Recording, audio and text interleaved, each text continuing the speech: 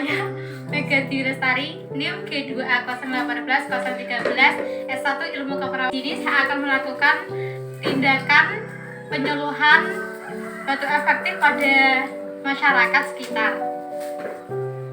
Assalamualaikum Ibu.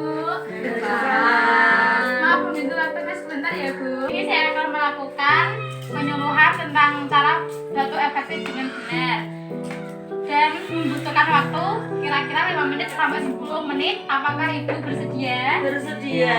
Baik, terima kasih ya Bu. Ya. Di sini saya akan menjelaskan sebenarnya Ibu mengerti apa enggak tentang apa itu batu? Ada yang tahu? Enggak ada. Baik, di sini saya akan menjelaskan ya Bu.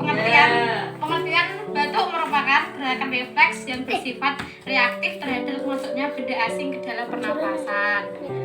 Dan tujuan dari kegiatan ini yang pertama mencegah kuman infeksi yang berpotensi menular ke orang. Yang kedua mengurangi resiko penularan penyakit flu. Dan yang ketiga memberikan kenyamanan pada orang di sekitarnya. Dan keempat memperbaiki fungsi diafragma. Manfaatnya sendiri yaitu melonggarkan dan melegakan saluran pernapasan maupun mengatasi sesak nafas akibat adanya lendir yang memenuhi saluran pernapasan ya Bu. Baik, di sini saya akan menjelaskan cara batu efektif dengan benar ya Bu. Yang pertama, kalau Ibu sedang menderita penyakit batu atau sedang batuk-batuk, itu sebaiknya menutup dengan tisu ya Bu, seperti ini. Atau kalau tidak bisa menggunakan tangan seperti ini ya Bu. Seperti itu ya. Dan kalau Ibu merasakan batuk atau flu bisa menggunakan masker. Ini kan pandemi corona ya Bu. Jadi Ibu itu harus menjaga imunnya agar tetap sehat. Dan jangan lupa kalau setiap keluar memakai masker, menjaga jarak dan mencuci tangan ya Bu.